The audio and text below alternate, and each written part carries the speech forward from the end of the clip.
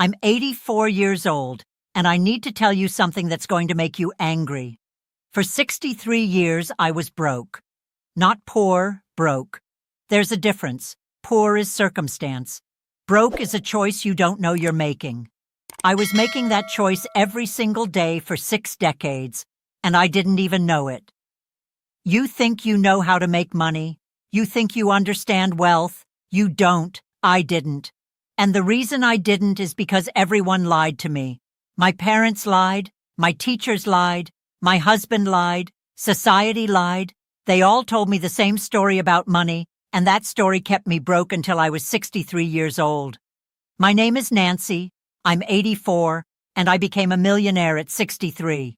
Not from an inheritance, not from luck, not from some get-rich-quick scheme. From one single secret that was hiding in plain sight my entire life, and I was too blind to see it. If I'd known this at 23, I'd be worth $50 million right now. If I'd known it at 33, I'd be worth $20 million. But I learned it at 63, and I'm worth $3 million. And every day I wake up grateful I learned it at all, and furious it took me so long. The secret isn't what you think. It's not about working harder. I worked hard my whole life. It's not about saving more. I saved. It's not about investing in stocks or real estate or crypto or any of that. Those are tools. This is the foundation underneath all the tools. The secret is this. I stopped treating money like it was scarce. That's it. That's the whole thing. And I know you're reading that and thinking, that's not a secret. That's nonsense. Money is scarce. I have bills to pay. I have debt. I have responsibilities. I said the exact same thing for 63 years, and I was broke for 63 years. Not a coincidence. Let me tell you who I was before 63, because this is important. This is the lie I lived inside of. I was born in 1941, Depression-era parents. My father worked in a factory. My mother cleaned houses. Money was tight. Money was always tight. My earliest memory is my mother crying at the kitchen table because the electric bill came and we didn't have enough to pay it. I was 4 years old. That memory shaped everything. I learned early. Money is scarce. Money runs out. Money is something you have to grip with both hands or it disappears. You save every penny. You don't waste. You don't spend on anything unnecessary. You hold on tight and you live small, and maybe, if you're careful enough, you'll have enough. Enough. That was the goal. Not abundance, not wealth. Enough. Just barely enough. I got married at 19. His name was Paul. Good man, hard worker, believed all the same things I did about money. We both worked. We both saved. We clipped coupons and bought generic brands and drove old cars and never ever spent money on anything that wasn't absolutely necessary. We did everything right, everything we'd been taught. We were responsible, we were careful, we were disciplined, and we were broke. For 40 years, we were broke. We had a house, but we had a mortgage that felt like a noose. We had jobs, but we lived paycheck to paycheck. We had savings, a tiny amount, for emergencies that always came and wiped it out. Medical bills, car repairs, the roof, the furnace. Something always came. Paul died when I was 61. Heart attack. Sudden. He was 63 years old. We'd been married 42 years and we'd never had enough. Never taken a real vacation. Never eaten at expensive restaurants. Never bought anything just because we wanted it. We were waiting for retirement. Waiting for the time when we'd finally have enough to relax. He died 2 years before retirement. We never got there. After Paul died, I was alone with $47,000 in savings and a paid-off house and Social Security that barely covered my bills. I was 61 years old and I was terrified. Terrified I'd run out of money. Terrified I'd lose the house. Terrified I'd end up a burden on my daughter Karen. I got a part-time job at a bookstore, minimum wage. I needed the money, or I thought I needed the money. Really, I needed something to do with the terror. One day, a woman came into the bookstore. She was maybe 70, elegant, confident, buying a stack of books without looking at the prices, just picking what she wanted and buying it. I rang her up. The total was $347. She didn't even blink. She handed me her credit card and she smiled at me. I said without thinking, "That's a lot of books." She said, "I like books. Life's too short not to buy the books." Something about the way she said it. Life's too short. Not, "I can afford it." Not, "I saved up for this." Just life's too short. Like spending $347 on books was the most natural thing in the world. I asked her, and I don't know why I asked, it just came out, "How do you afford to just buy things without worrying?" She looked at me, really looked at me, and she said, "Honey, I spent 50 years worrying. Worrying doesn't make you richer. It just makes you worried." Then she left, and I stood there with her receipt in my hand and something cracked open in my chest. That night, I couldn't sleep. I kept thinking about what she'd said. Worrying doesn't make you richer. It just makes you worried. I'd been worried about money every single day for 61 years, every single day, and I was still broke. The worry hadn't protected me.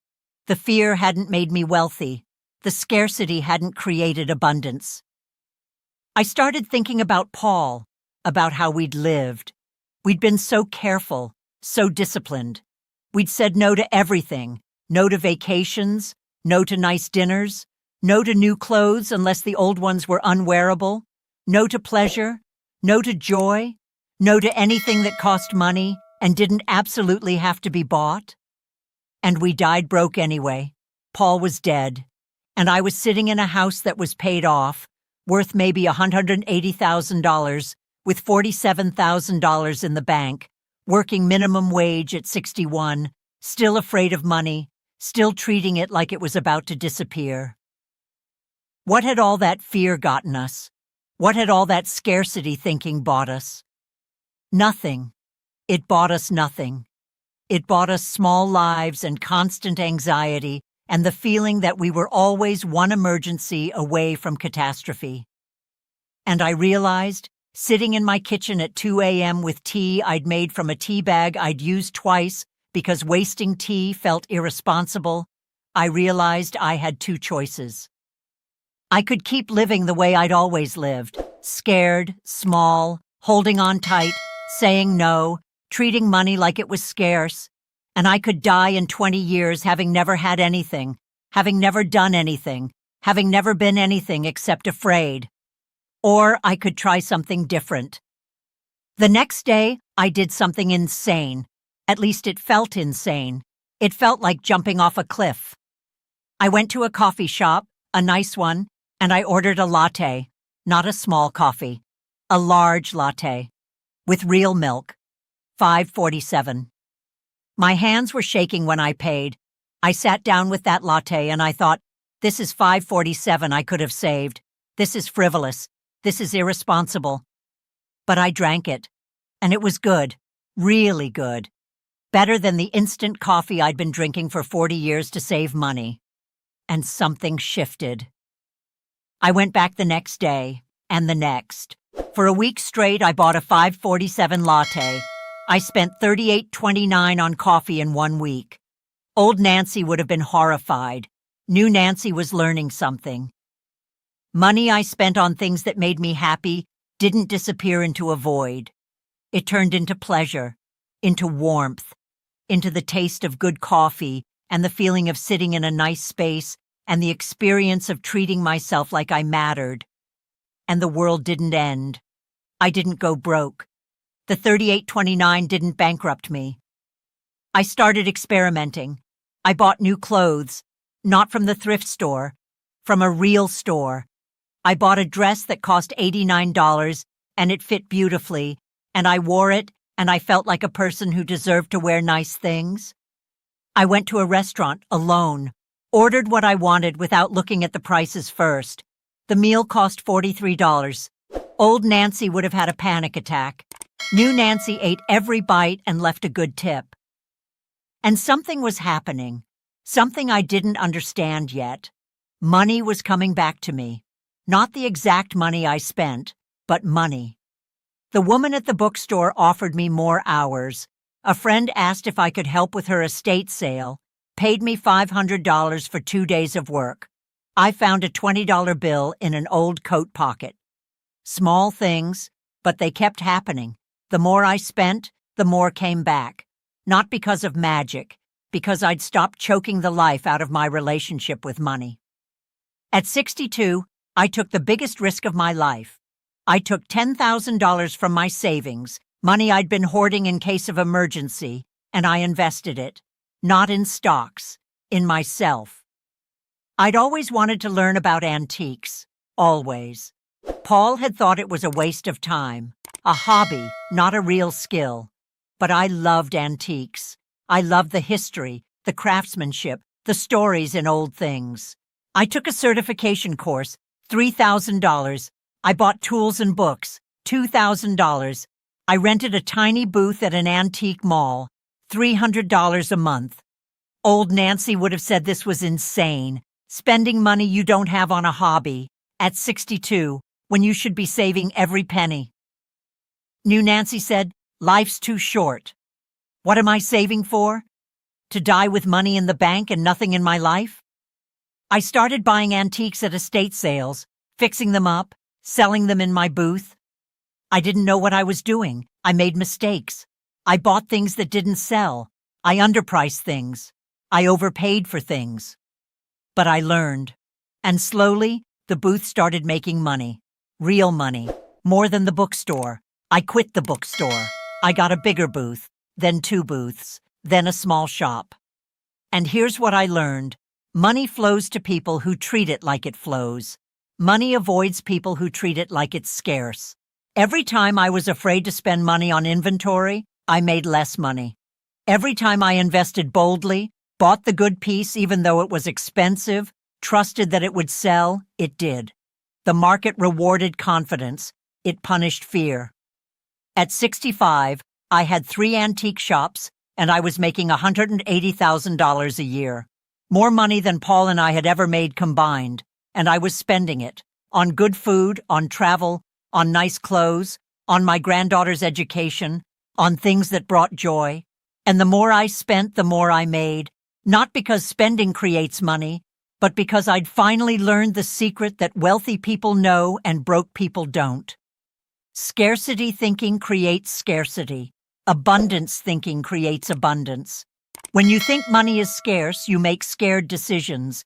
You don't invest in yourself. You don't take risks. You don't buy the inventory. You don't try the new thing. You hold on so tight you strangle every opportunity that comes near you. When you think money is abundant, you make confident decisions. You invest. You risk. You buy the thing that might pay off. You try. And some of it fails, but enough of it succeeds that you keep growing. I watched this principle play out over and over. The dealers who were afraid to spend money on good inventory, who only bought cheap things to minimize risk, they barely scraped by. The dealers who bought boldly, who invested in quality, who treated money like it would come back, they thrived. It wasn't about having money, it was about how you thought about money. At 68, I sold my 3 shops for $1.2 million. I was a millionaire at 68 years old, starting from $47,000 at 61. 7 years. That's all it took once I stopped treating money like it was scarce. I didn't stop. I took that money and I invested it. Rental properties, index funds, a small stake in my granddaughter's business, and I spent it. I traveled. I went to Italy. I went to Japan. I ate at expensive restaurants and stayed in nice hotels and bought art I loved and helped my daughter buy a house. The money kept growing because I'd learned the fundamental truth.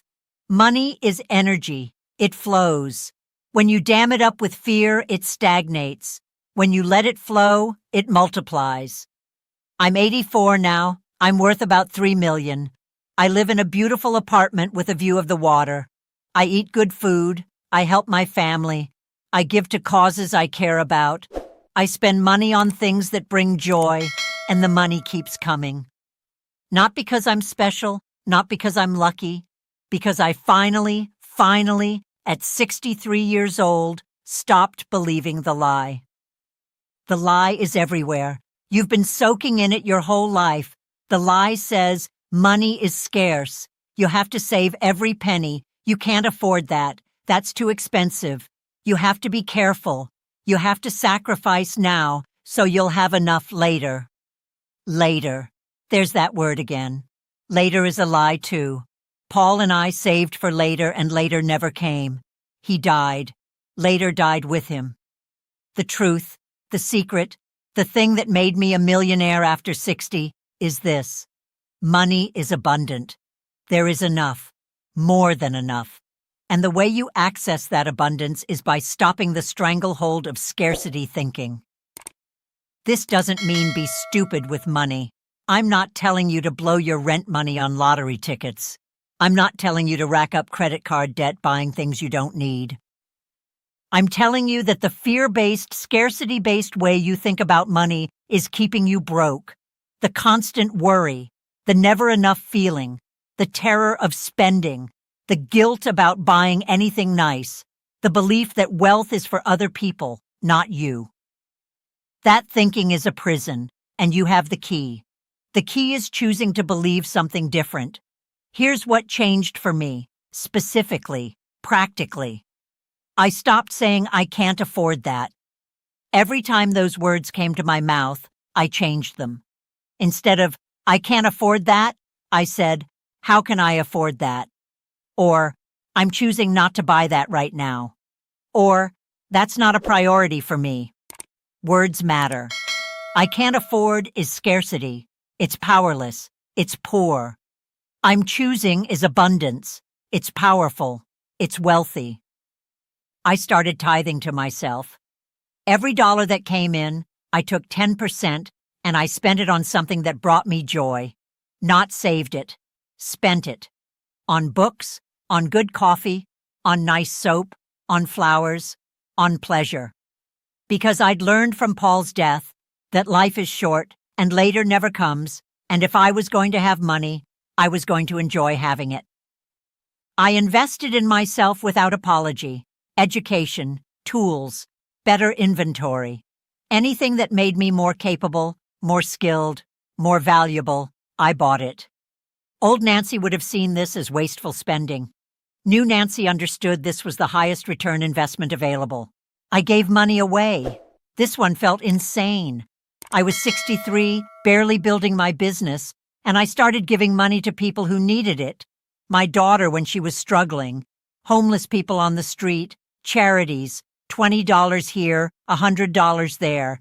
And every time I gave, more came back. Not from the person I gave to, just from the universe, from opportunities, from unexpected places. I stopped hoarding.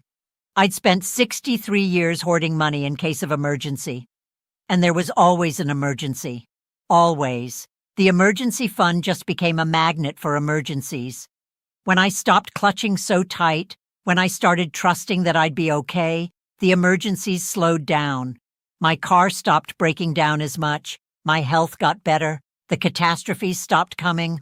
Or they still came, but I handled them without the sense of doom. I started asking for what I was worth. In my business, I'd been underpricing everything because I was afraid people wouldn't buy if it cost too much. Scarcity thinking. When I started pricing my antiques at their real value, confident that the right buyer would pay the right price, they sold. Not always quickly, but they sold, and I made real money. And the biggest change? I stopped apologizing for wanting money, for wanting wealth, for wanting nice things. I'd been taught that wanting money was greedy, that good people don't care about money, that focusing on wealth was shallow. Lies, all lies.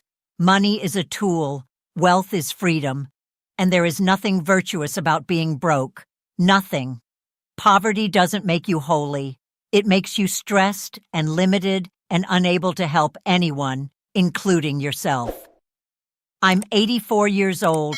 I wasted 63 years believing lies about money. I've been wealthy for 21 years, and I'm here to tell you, everything you believe about money is probably wrong. You think rich people are greedy? Some are, most aren't. Most wealthy people I know are generous because abundance allows generosity. Scarcity creates hoarding. You think you have to work harder to make more money. No, you have to think differently about money. I made minimum wage working 40 hours a week. I made 6 figures working 30 hours a week once I changed how I thought about money and value. You think wanting wealth is shallow. It's not. Wealth is freedom. It's options. It's the ability to help people. It's the difference between saying, I can't afford to visit my grandchildren, and buying the plane ticket without thinking twice. You think money is scarce? It's not. There is so much money in the world. Trillions of dollars flowing every second. The question isn't whether there's enough. The question is whether you're letting it flow to you or whether you're blocking it with scarcity thinking. Let me tell you about my daughter, Karen. She's 57 now. When I started my business at 62, she thought I'd lost my mind. Mom, you can't start a business at your age. What if it fails? What if you lose your savings? You need to be careful. She sounded exactly like me. Exactly like I'd sounded for 63 years. And I watched her live the same way Paul and I had lived. Working hard, saving carefully, always worried, never enough. She and her husband made good money. They were always broke. I tried to tell her what I'd learned. She didn't believe me, thought I'd just gotten lucky. 3 years ago, she lost her job. Corporate downsizing. She was 54, terrified, sure she'd never find another job at her age. She came to me crying. Mom, I don't know what to do. We have some savings, but it won't last long. I have to find a job immediately.